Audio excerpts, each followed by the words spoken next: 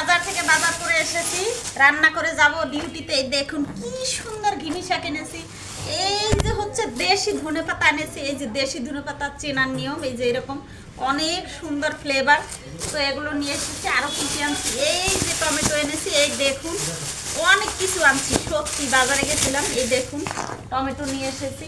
এই যে হচ্ছে আমার প্রিয় জিনিস লাল মুলো, এগুলোর চাকি ভাজি খেতে দারুণ স্বাদ। লাল মুলো এনেছি। এই দেখুন কত কিছু বাজার করছি, খালি দেখুন।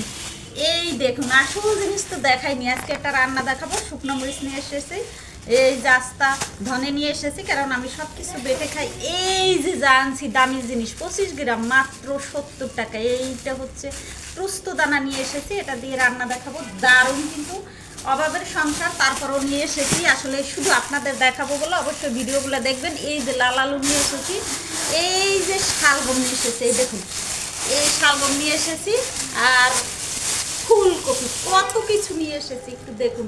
তো সবাইকে শুভ সকাল, সবাই ভালো থাকবেন আর সুন্দর সুন্দর রান্না দেখবেন।